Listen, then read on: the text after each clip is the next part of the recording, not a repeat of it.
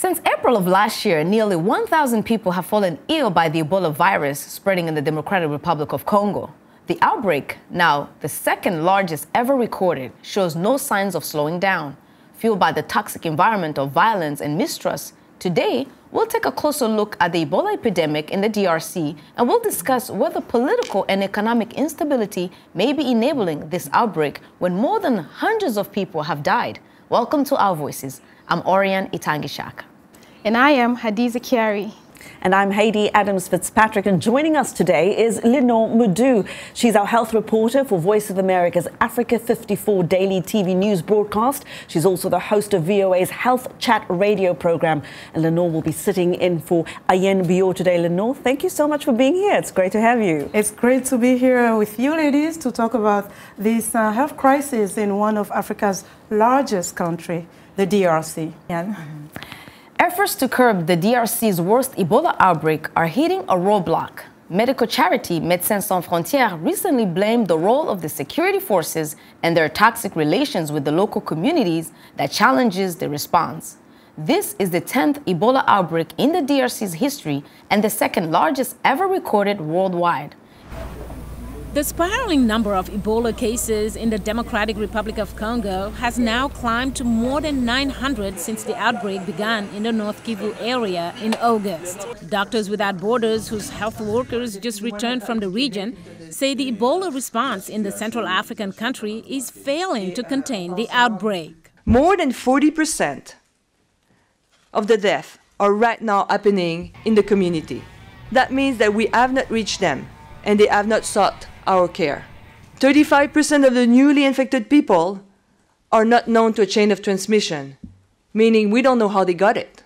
The medical charity group, also known as MSF, recently suspended its activities in the Katwa and Butembo treatment centers after those sites were attacked. But centers in other areas remain open. What is clear is that there is a great hostility against the whole of the Ebola response. In the last month alone, there were more than 30 different incidents and attacks against elements of the response. The problem is compounded by local distrust of authorities.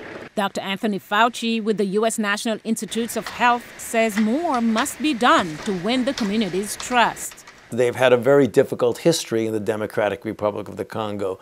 They've had oppression, they've had rebel groups, they've had political instability. So it's very difficult to get the people in the grassroots level to trust the medical authorities, particularly when they see them come in with protection, armed protection. Deputy Mayor of Butembo, Matshidiso, compares the armed groups to terrorists. Their targets are no longer the army or the police. Their targets become health structures, because not only the Ebola treatment centers are attacked, but also some other health facilities. Matshidiso, VOA News, Washington.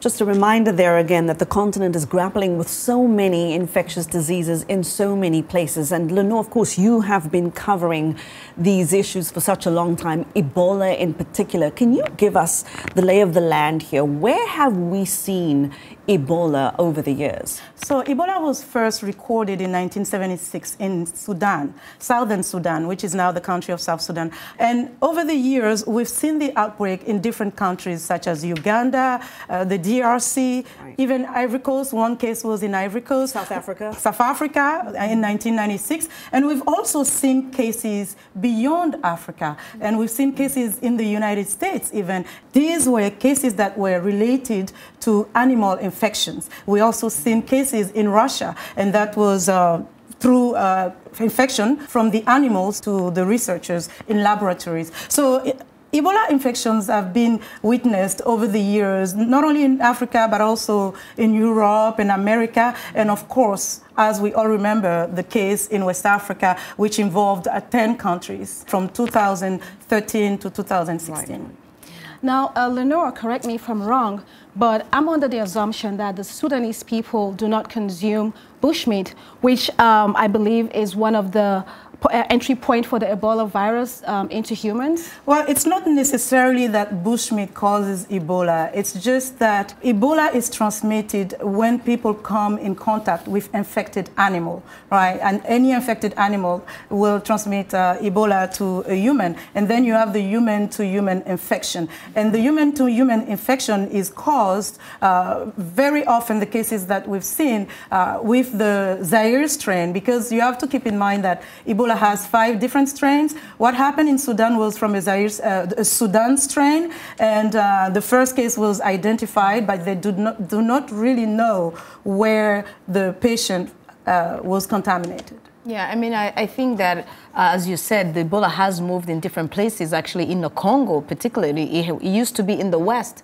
and now somehow it jumped to the east, which is unfortunate because it's a reason that it's marred by war. I mean, it's a very, very active war area where the rebel groups are just everywhere, and there's a lot of political instabilities. And it moved there last year, in particular in a time where there was political tension of the election, as you remember. And a lot of times people there I feel like Ebola was brought to them since it came from the West. And when I was talking to a colleague, actually, Oster Marikiza, he says that the locals actually feel that because they didn't support the government, and because they don't trust the government, they feel like the government as well as the international NGOs brought the Ebola to them to hinder them to partake in the election. So there's a lot of mistrust between the government and the different efforts that are being used. Adding to the danger. Adding to the danger. And the other thing is we're seeing that there's a lot of attacks with these Ebola centers. One of the reasons being that, again, they don't trust the efforts and why the Ebola is in their region. And the other thing is that they don't trust them to be able to respect their cultural norms. We've heard cases where people are having their family members being buried without their consent, having their things burned. And also the military presence. They really don't trust the military presence. And a lot of times we've seen these attacks happening soon after locals have complained in some of our reports that, these military presence scare them, they don't trust them. And so I think that being in that area in the east side of the Congo, it's very unfortunate. But I mean, also, community engagement is so crucial. And I mean, that's with any health crisis you find in a country, because it's traditional healers, community activists, religious leaders. They're often the first responders when it comes to these crises.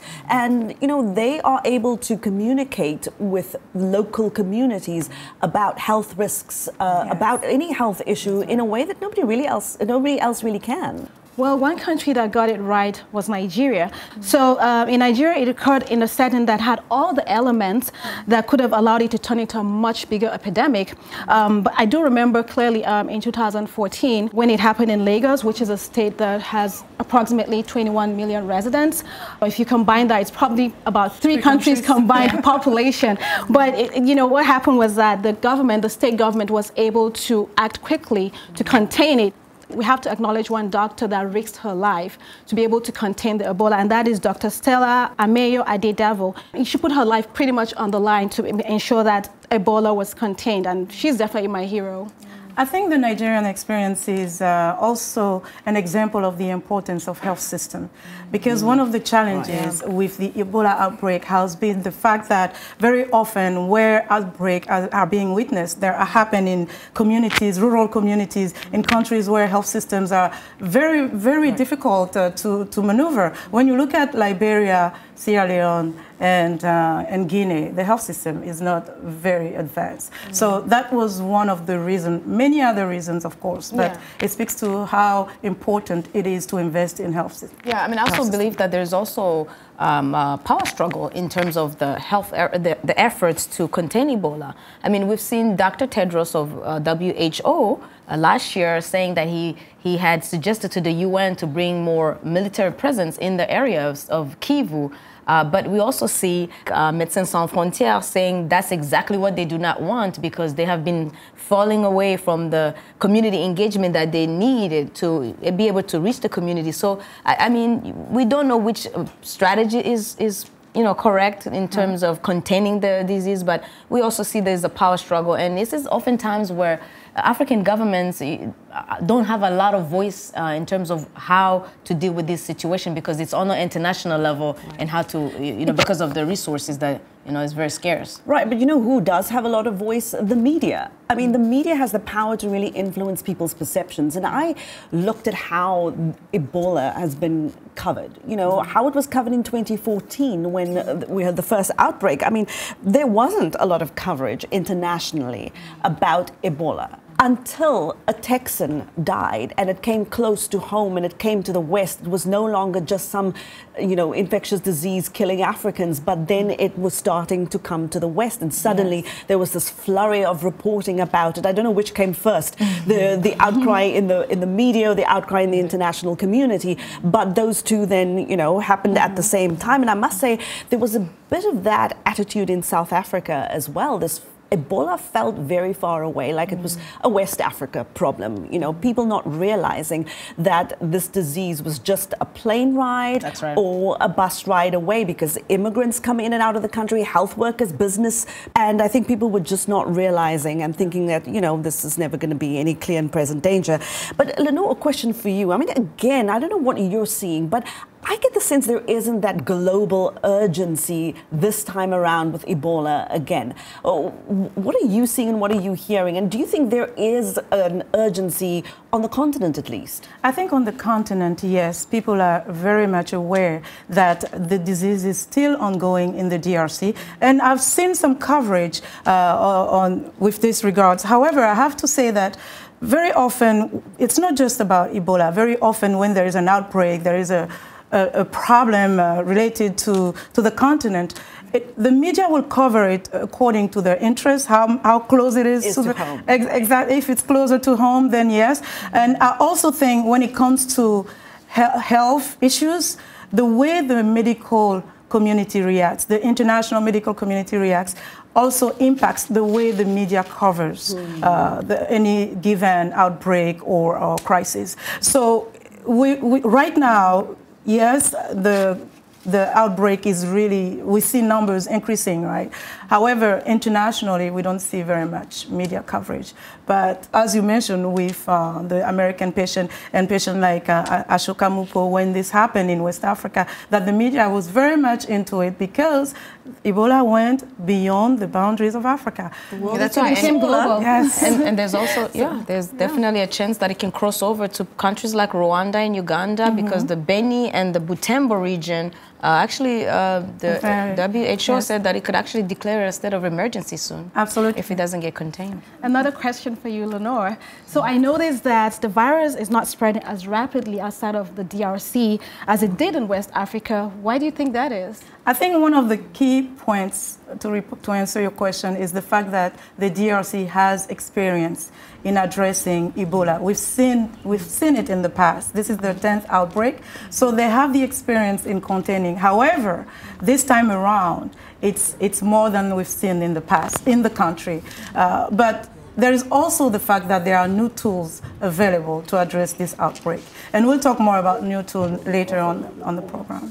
Linord, thank you. Please, you're going to stay with us, and we're going to continue this conversation after the break. But first, we want to hear what you think. What do you think it will take to end the Ebola epidemic and stop the spread of other infectious diseases? Vaccines, community outreach, cultural awareness, all of the above? Go to Facebook, Twitter, and Instagram and tell us there. We'd love to hear from you. And our handle is @VOA Our Voices. Use the hashtag VOA Our Voices. You can also reach out to us on WhatsApp. The number there is +1 304 506 3638. So reach out to us and add your voice to our discussion. We've asked viewers on the continent, what should governments do to guard against outbreaks of infectious disease? Here's what some of you had to say. We'll be right back.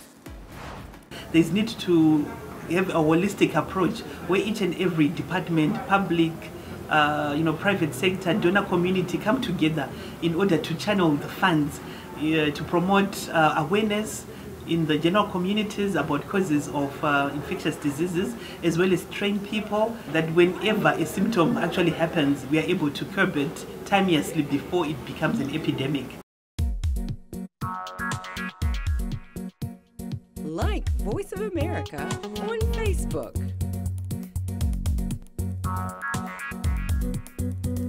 Follow VOA on Twitter.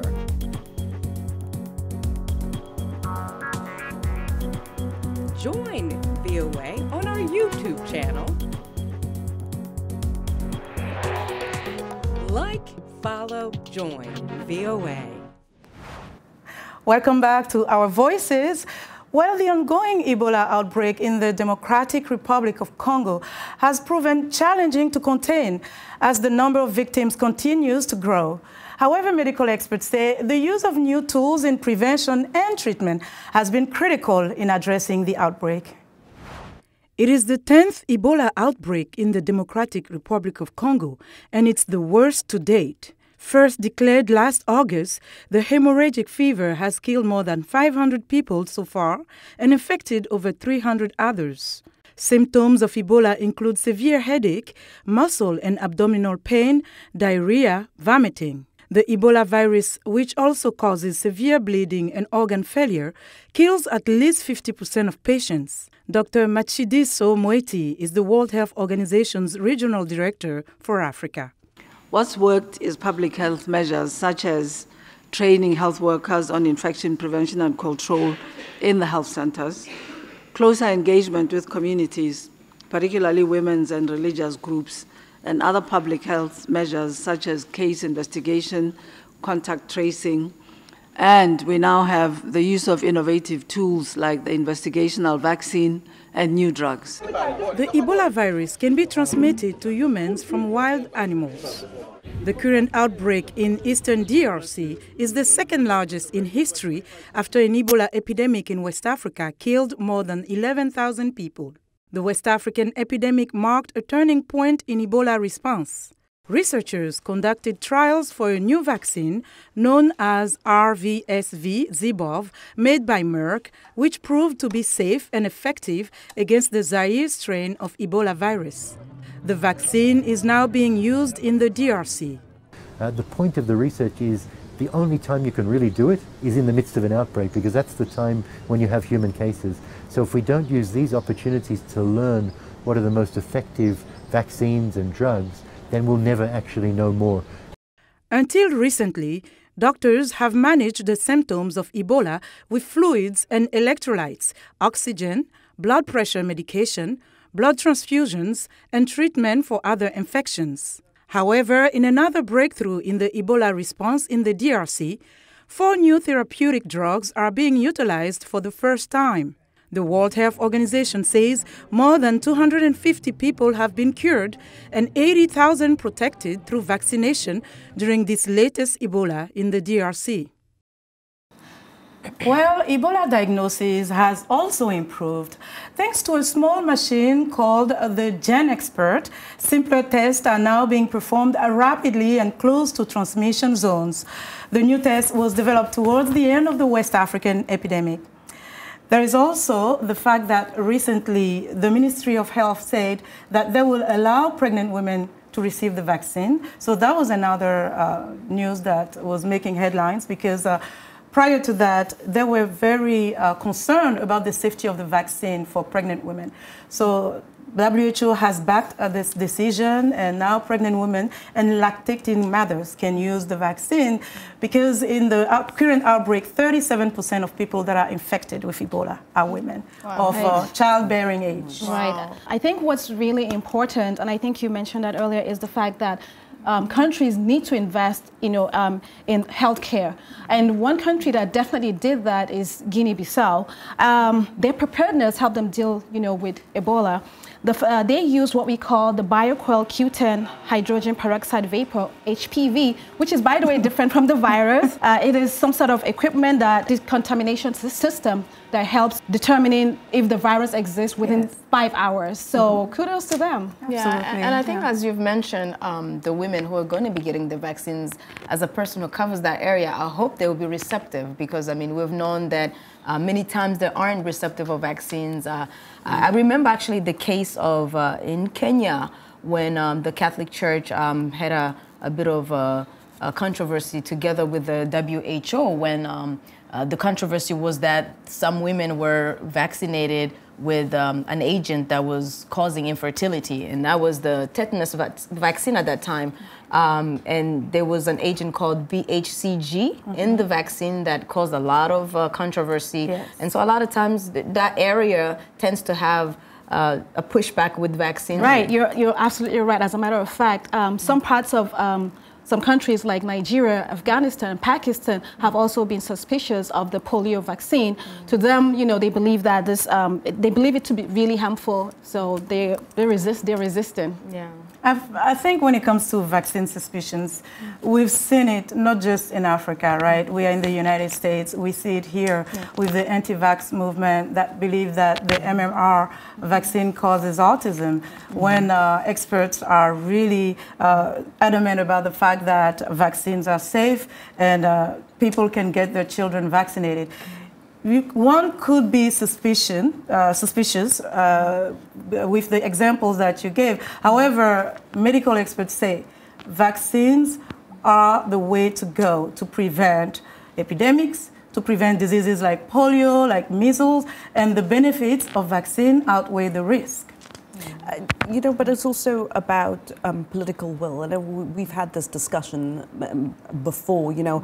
A response also depends on who is in power. And in South Africa, we've seen this firsthand. I mean, you know, the human cost of years of HIV/AIDS denialism in South Africa is just unbelievable. And activists and researchers to this day blame the country's former president, Thabo Mbeki, for, you know, what they say were more than 300,000 avoidable deaths from HIV/AIDS related illnesses, you know, and because for nearly a decade, President Thabo Mbeki said that he does not believe, and he probably still believes it, that he does not believe HIV causes AIDS.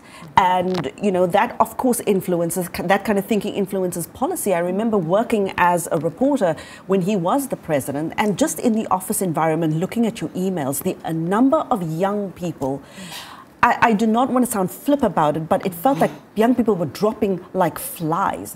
And you think one day you've seen someone in the prime of their lives, they've got great careers, everything going for them.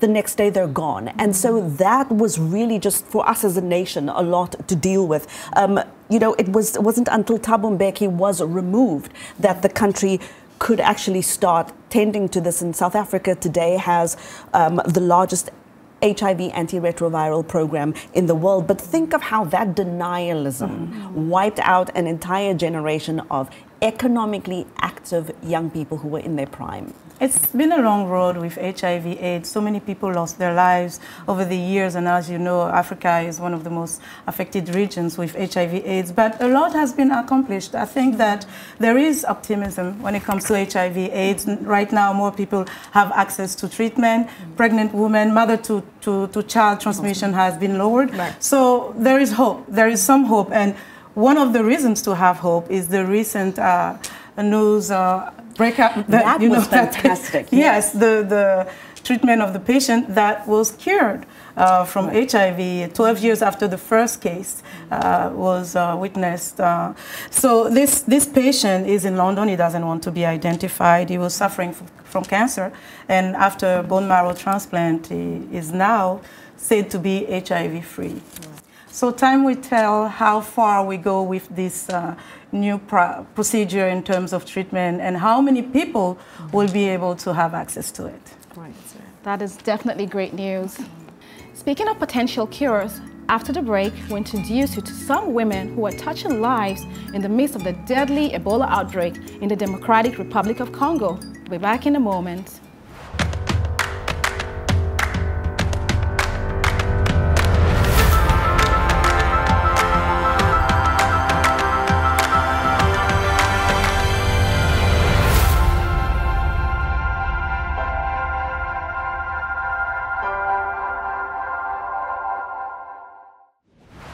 Now, everyday women in the midst of the Ebola crisis in the Democratic Republic of Congo are putting themselves in harm's way to save lives from the deadly disease.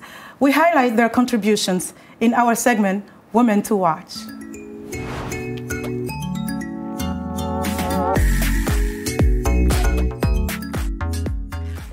My woman to watch is a true angel, Kavira Langa Jemima. She's an Ebola survivor and healthcare worker at the UNICEF-supported childcare center in Beni. Every day, she cares for children who were left on their own when their parents or caregivers contracted the Ebola virus and were taken to treatment centers or sadly died. And because Jemima is an Ebola survivor, she is no longer susceptible to the virus and can serve as a special caregiver for those little ones. She can give them much needed love and affection without any risk of infection. In addition to the cuddles, all the children at the center are monitored for the signs of the virus and receive daily medical and psychological checkups.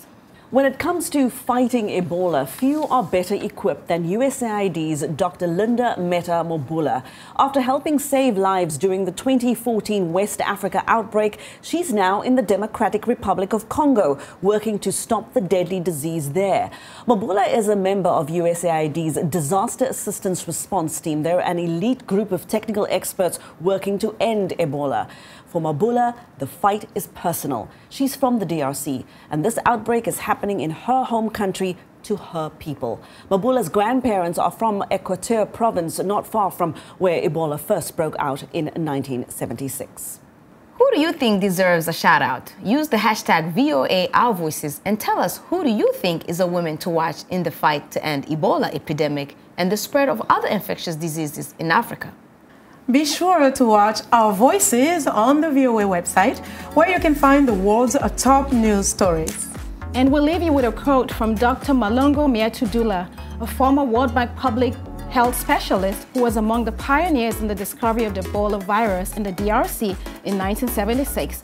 As one of the first responders, Dr. Miatudula used his voice to say, "We equipped communities with the facts, and then after informing the communities, we engaged them in establishing measures for how to control the Ebola outbreak. Communities were the frontline fighters against the disease. They were able to use their limited means to control the virus." And that is our show for this week. Thank you so much for being with us. And thank you to you, Lindord Moudou. Thank you for bringing all your expertise to the table. We really enjoyed having you. It was such a pleasure, sweetie. And from all of us here at The Voice of America, until next time, goodbye.